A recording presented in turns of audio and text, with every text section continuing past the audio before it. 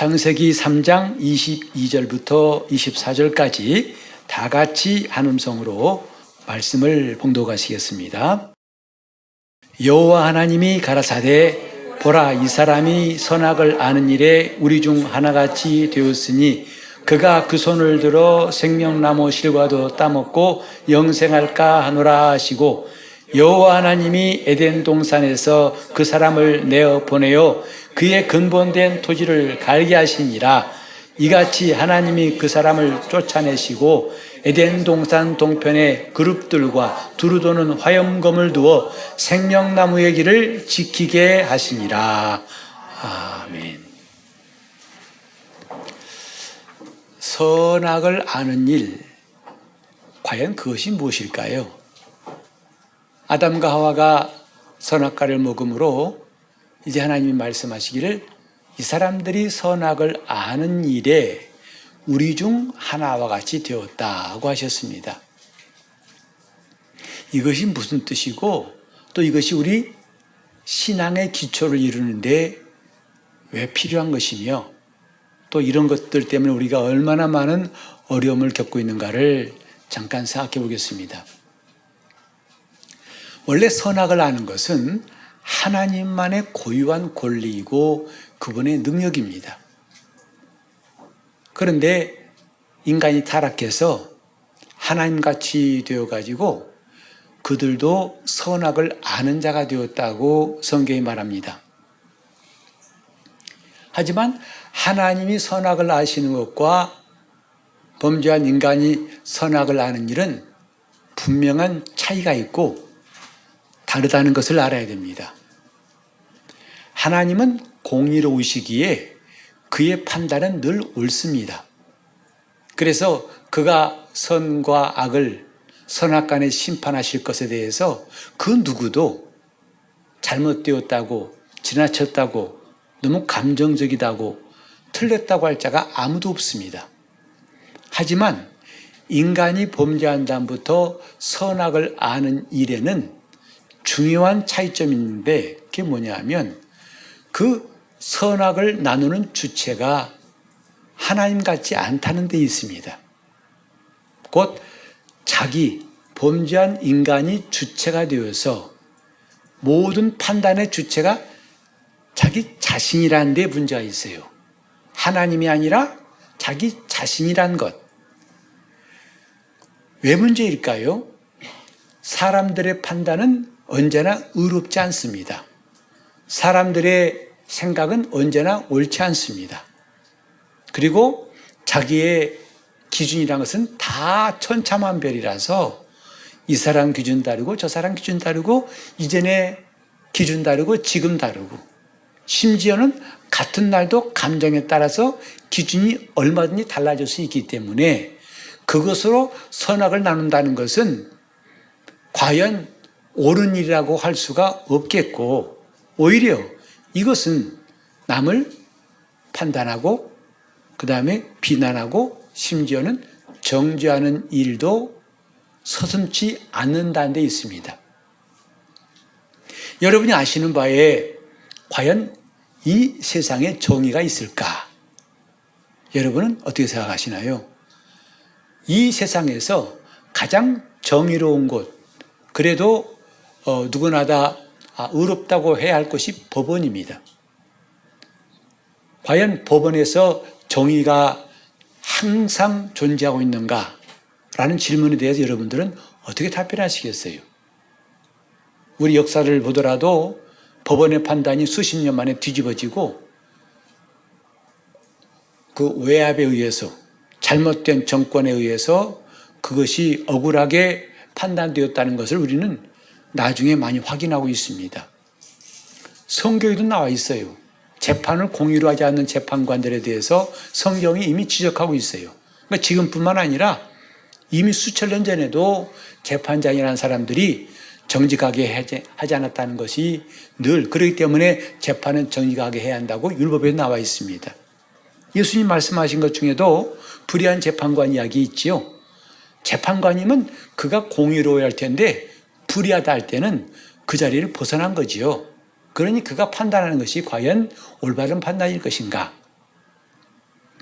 이와 같이 지금 인간이 범죄에서 선악을 아는 일을 하게 됐다는 것은 다행스럽고 하나님처럼 대단히 높아진 것이 아니라 정말 불행한 일이고 위험한 일이고 정말 조심해야 할 일이라는 것을 우리에게 말하고 있습니다. 이 사람들이 선악을 아는 일에 우리 중 하나같이 되었다. 그만큼 이들은 신분이 상승했다. 대단한 사람들이다가 아니라 하나님이 매우 걱정하시는 거죠. 매우 이건 위험한 일인 거죠. 그래서 그들을 에덴을 쫓아내시고 화염검, 그룹들과 화염검, 불칼로 된 그 하나님의 능력으로 에덴을 막아 놓으신 겁니다. 생명나무의 길을 지키게 하신 거죠. 오늘 이 말씀은 창세기 3장에만 있는 말씀이 아니라 21세기 사는 우리 모두에게도 다 하나도 예가 없는 말씀이에요. 왜냐하면 우리도 지금 알든 모르든 끝없이 선악을 알고 있어요. 곧 선악을 나눠서 판단하고 심판하고 있다 이 말이죠. 이 선악을 판단하는 주체가 인간일 때 그 인간의 모습이 어떤 것인지 성경에 가르친다고 한다면 인간은 항상 자기가 주인이라고 주체가 된다고 한 것을 한 번도 포기한 적이 없어요. 그리고 그들은 늘 피해자 의식이 있다는 것. 저가 나를 해하지 않을까. 생존 본능이라는 것을 놓지 않고서 항상 피해 의식 그리고 이제 자기 보호하는 본능이 있어요. 그러니까 상대방이 말해도 나를 정말 위한 사람인지 아니면 해롭게 할 사람인지를 항상 의심하고 또 그를 경계하는 것을 쉬지 않습니다. 그래서 늘 결핍이 되어 있고 그 다음에 부족함 때문에 소유하고 싶어하는 의식을 떨치지 못합니다. 뿐만 아니라 남과 자꾸 비교하는 의식도 우리가 부인할 수 없지요. 그래서 남한테 자랑하면 그게 오히려 그 자랑이 자랑답지 않다는 걸 알고 있습니다. 또 내가 잘못하고 어려움이 있으면 당장은 그 사람이 들어줄지 몰라도 나중에는 그것이 흠이 될까 봐 허물이가 돌아올까 봐 우리는 매우 조심할 수밖에 없는 것이 우리 삶의 현실 아닙니까? 항상 본능적으로 가진 사람은 가지지 않은 사람을 판단하게 되고 그 다음에 저 사람이 더 예쁜가? 내가 더 예쁜가? 제가 더 많이 아는가? 내가 아는가? 가진 사람끼리도 서로 비교합니다. 은근히 비교하죠. 티를 안 낼 뿐이지만 어떤 사람은 티를 내고 비교하기도 하지만 어쨌든 이렇게 결함이 많고 아주 불완전한 인간이 스스로 주체가 되었다고 할 때 나라에도 어리석은 임금이 다스리면 그 나라가 완전히 엉망이 되지요. 그 한 사람 때문에 나라가 쑥대밭됩니다. 이런 것들을 보면서 그가 정의를 집행하고 법을 집행한다고 할 때 얼마나 불안하고 얼마나 사람들이 괴로워한지 우리는 잘 알고 있지요. 이 인간이에요.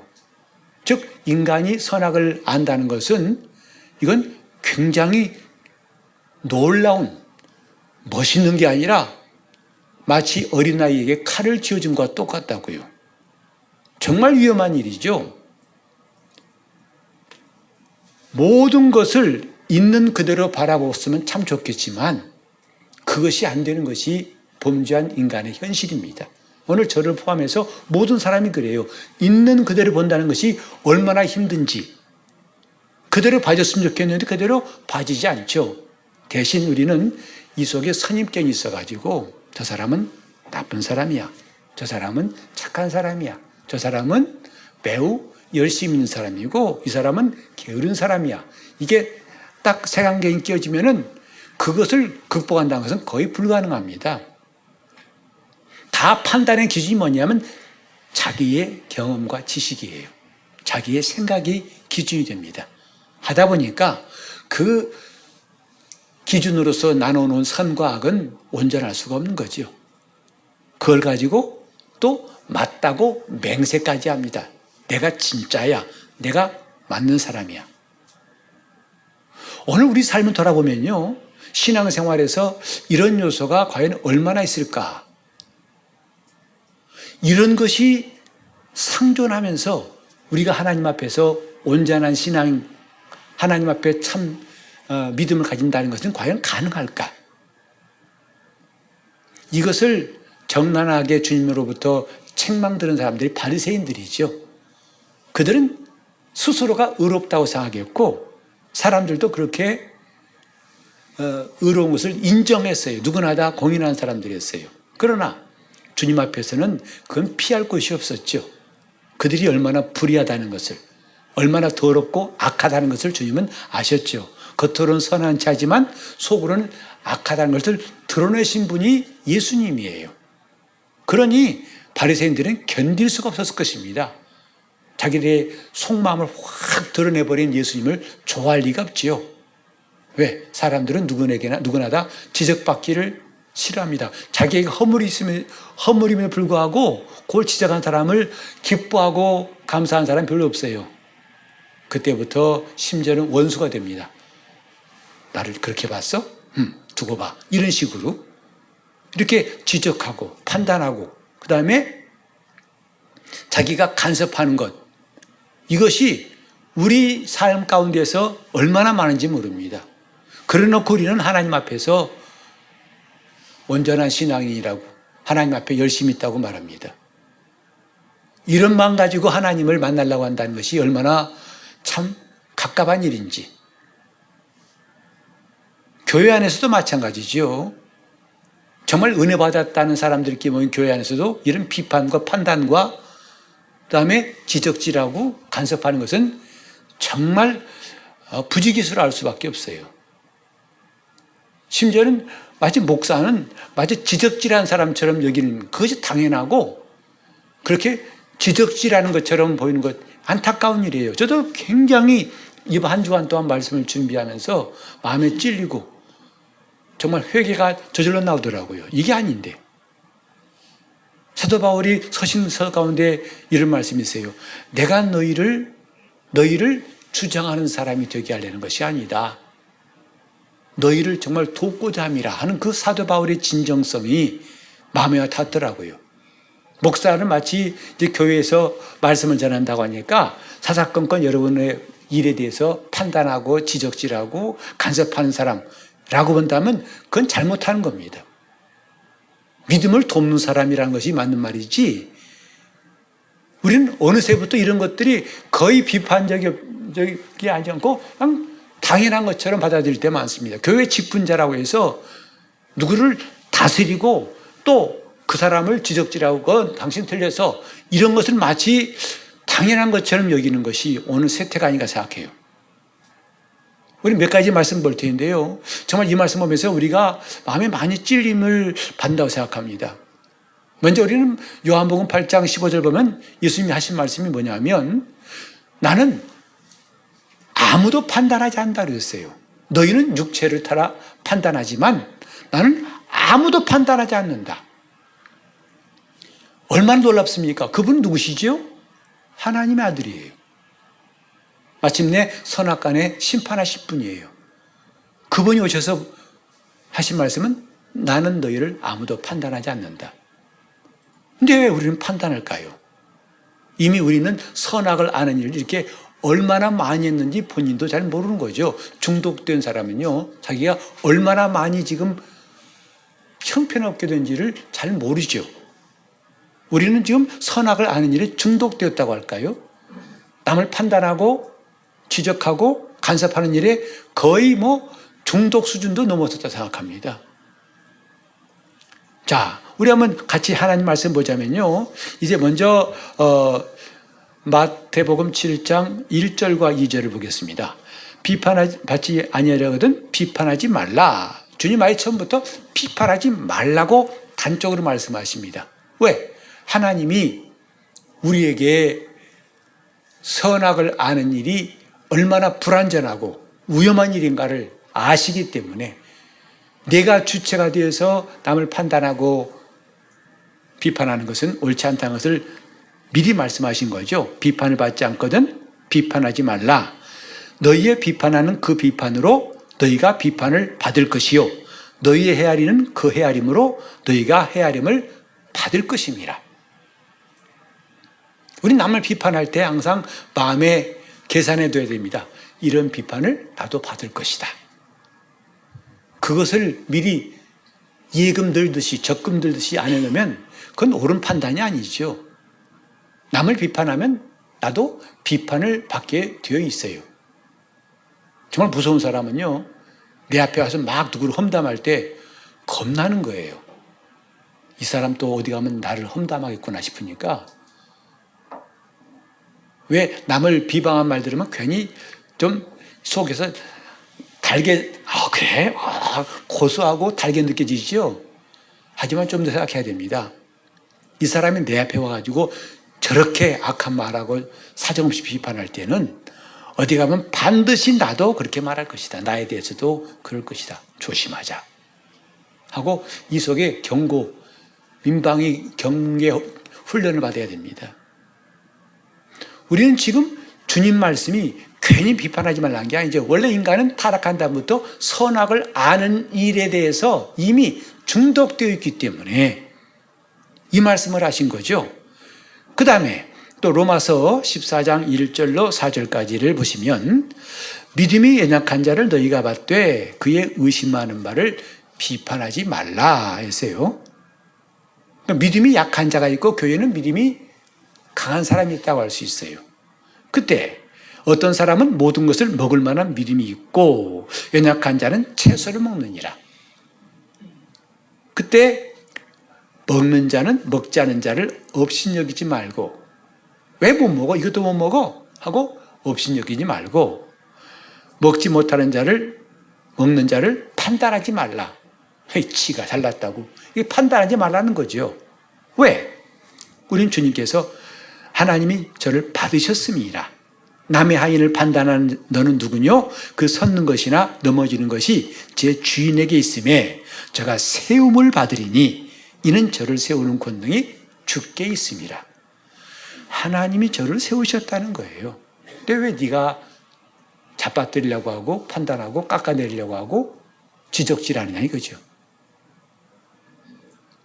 이것은 선악을 아는 일을 타락한 인간이 하게 된 이후에 너무나 일상적으로 하는 일이지요.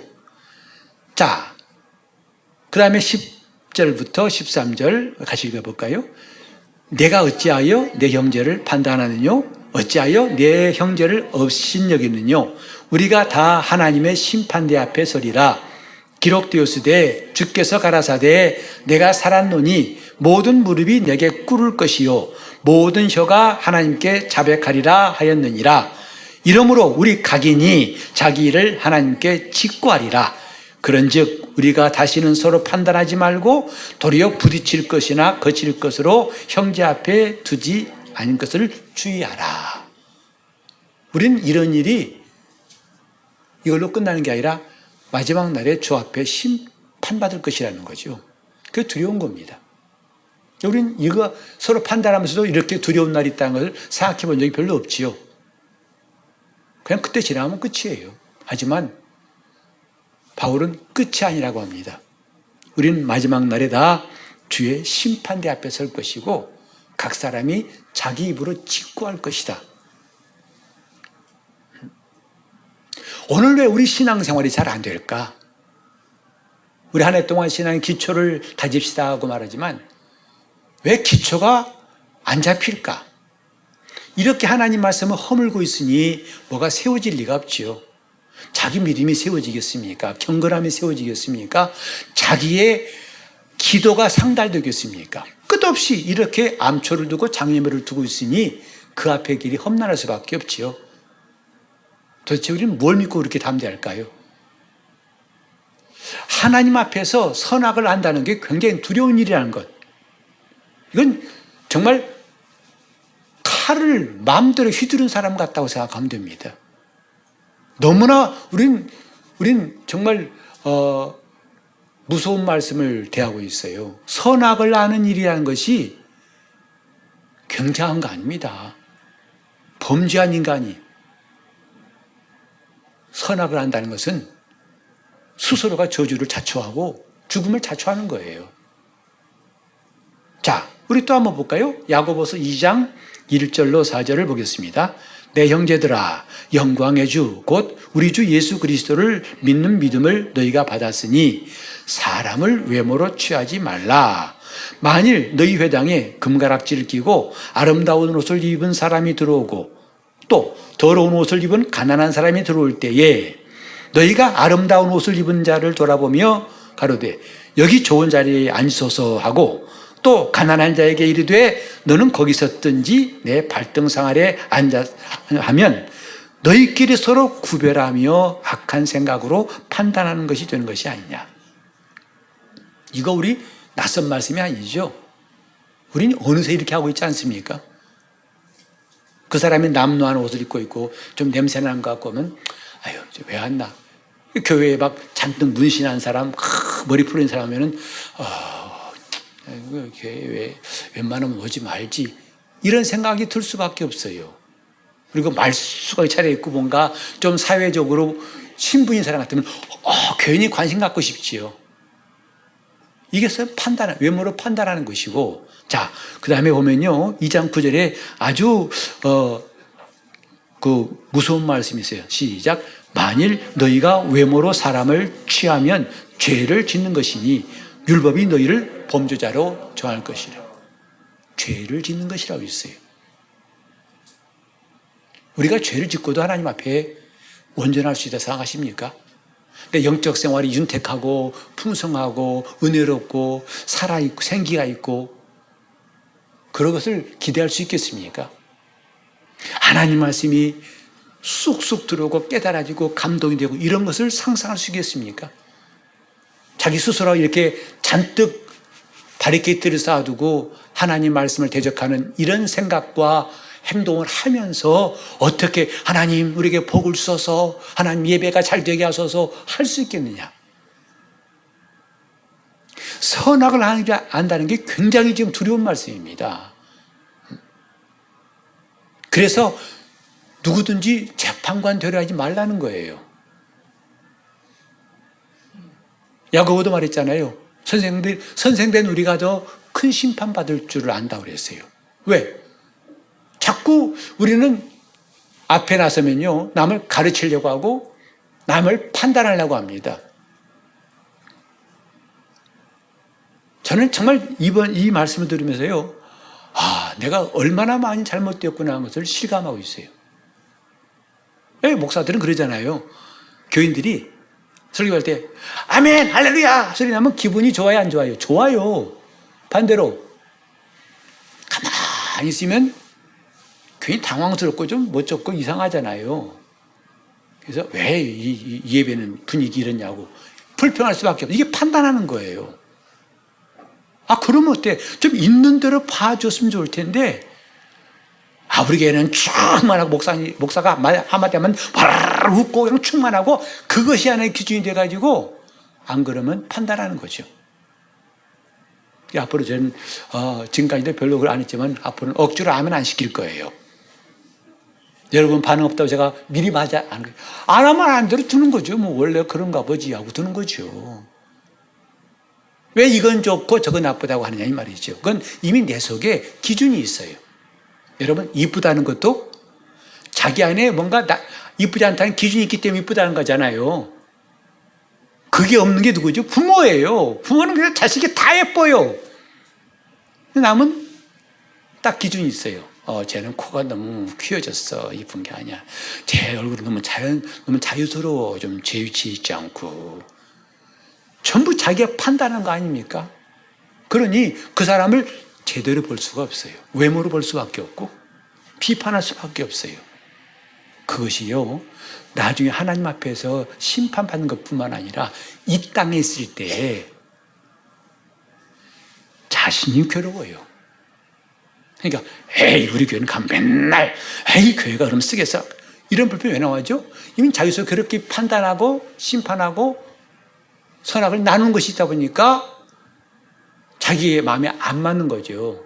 여러분 생각해 보세요. 여러분 마음에 다 맞는 교회 있을까요, 없을까요?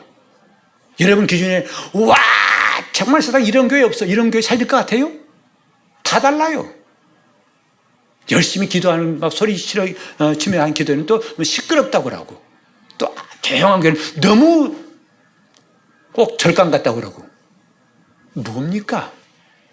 이게 선악을 아는 인간, 타락함으로써 선악을 알게 된 인간의 너무나 많은 습성들이에요. 그리고 이것들이 결국은 자기 마음을 괴롭게 해요. 남을 괴롭게 하는 것 이전에 먼저 자신을 괴롭게 한다고요. 증거가 뭐냐? 자유가 없어요. 평안이 없어요. 기쁨이 없어요. 원인이 그거거든요. 오늘 우리가 얼마나 많이 지금 저 사람 맨날 이 모양이야 왜 웃지 않고 그 판단하지 마세요. 그냥 그대로 봐줄 수 없냐 이 말이죠. 있는 그대로. 있는 그대로.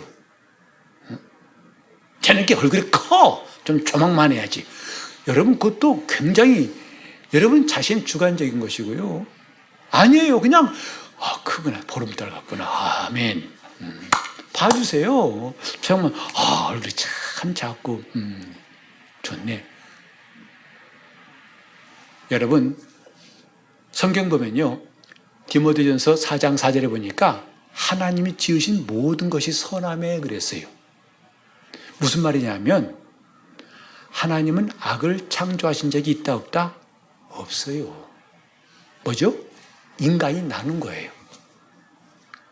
요건 선하고 요건 악하고. 지금 로마 교회도 바울이 그거 아닙니까? 어떤 사람은 이 날을 중히 여기고 저 날을 중히 여기고 어떤 사람은 이거 먹고 안 먹고 근데 그것을 판단한다는 거죠. 너는 왜 안 먹냐? 먹는 사람은 왜 안 먹냐 판단하고 안 먹는 사람은 왜 먹어? 그거 먹는다고 잘한 거 아니야? 이러고 있다는 거죠. 알 것은 하나님은 다 받으셨다는 거죠. 그리고 그렇게 판단하는 것은 마지막 날에 반드시 심판이 있다는 거예요. 그것은 하나님께서 네 권리를 초월했다고 보신다. 너는 그런 권리가 없는데 네가 판단했다는 거죠. 이게 무서운 말씀입니다.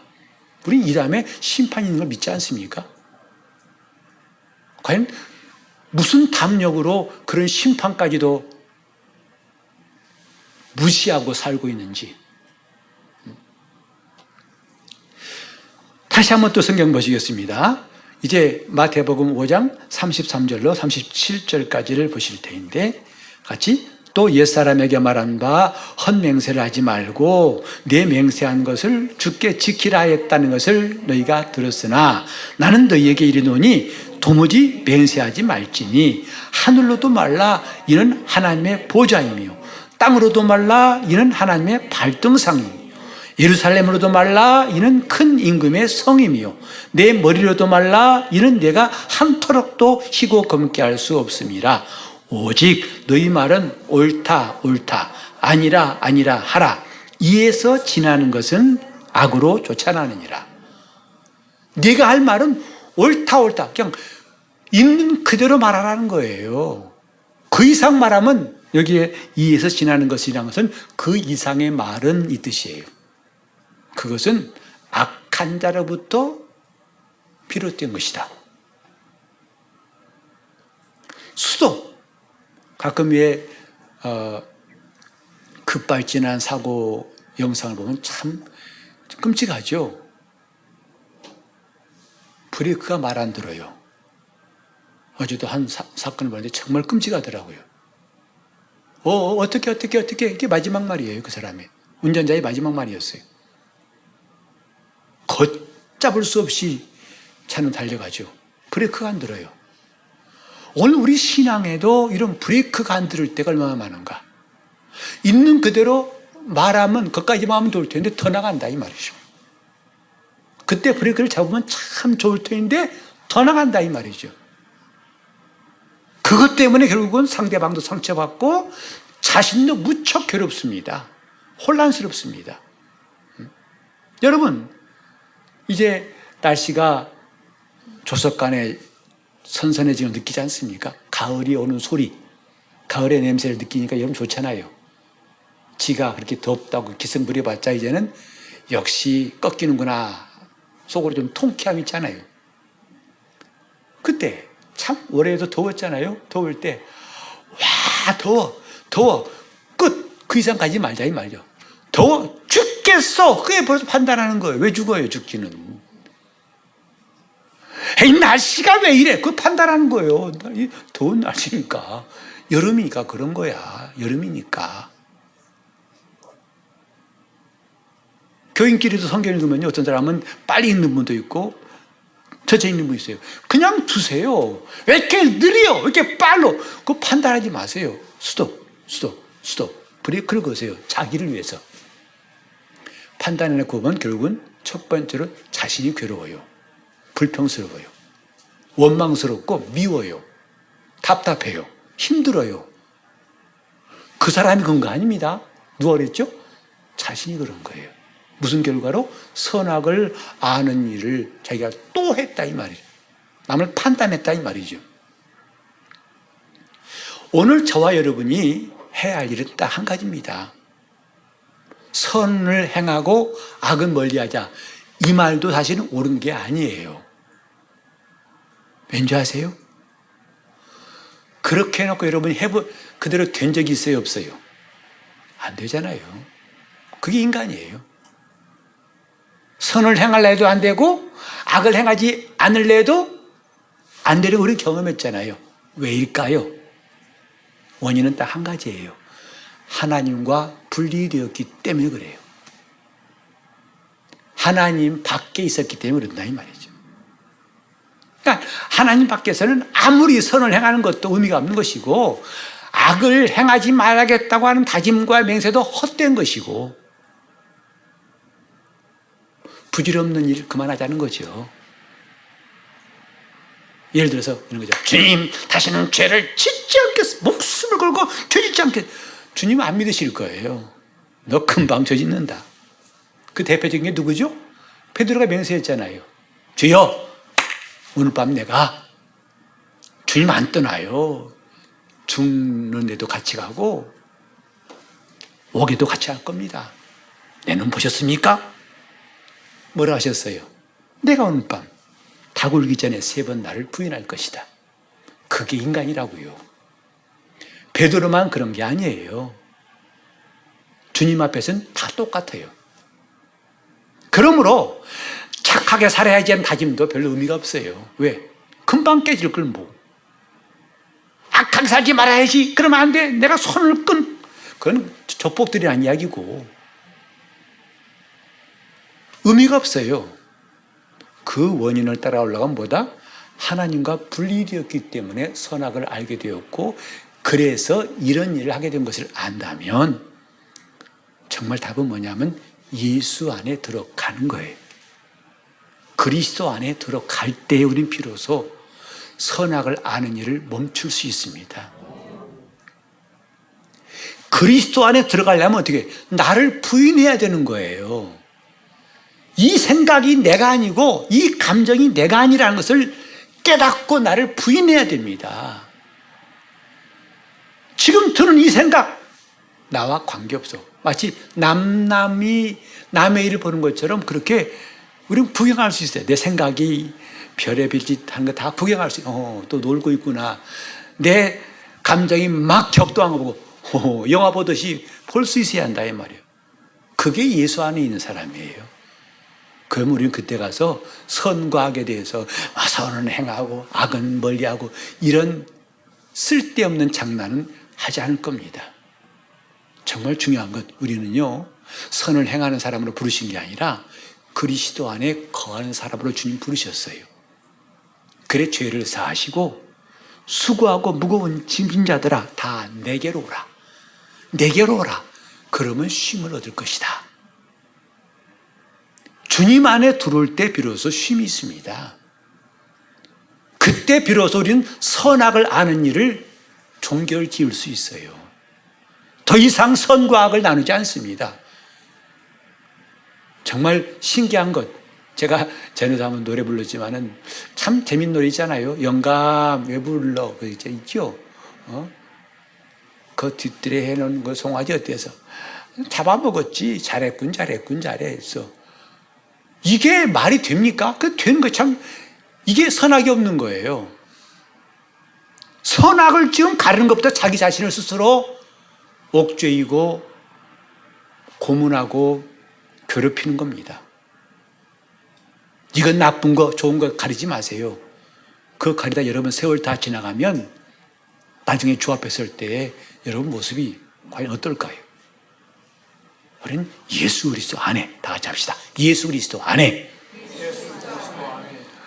수시로 우리가 주님 안에 있는 것을 실감하고 그리스도 안에 살려고 해야 된다 이 말이죠. 그때 우리는 선악을 하는 일을 중단할 수 있고 오직 그때 우리는 주님의 뜻을 이루는 사람이 될 수 있고 이게 가장 큰 가치라는 것을 알 수 있습니다. 주님의 뜻을 이루는 것만큼 귀한 것이 없고 또 꼭 필요한 것이 없습니다. 주님의 뜻을 이루소서. 지적질, 간섭, 남을 판단하는 것 다 이제 우리가 이걸 끝내버릴 수 있는 유일한 길 예수 그리스도 안에 들어오시기 바랍니다. 그분 안에 사는 삶이 천국 생활이에요. 그 삶이 선악을 아는 일을 종결짓고 이제 내 이 목적은 이 땅에 살면서 착하게 사는 것이 아니라 주님의 뜻을 이루는 삶으로 살자. 이것이 그 사람의 승리가 될 것입니다. 기도하실 때 주님 내가 지금까지 선악을 알고 남을 판단하고 정죄했던 것, 내 눈에 내 생각대로 주체가 되어서 판단했던 것 다 내려놓게 도와주시고 그리스도 안에 들어가서 우리 주님의 뜻을 이룬 사람으로 살 수 있도록 통성으로 기도하시겠습니다.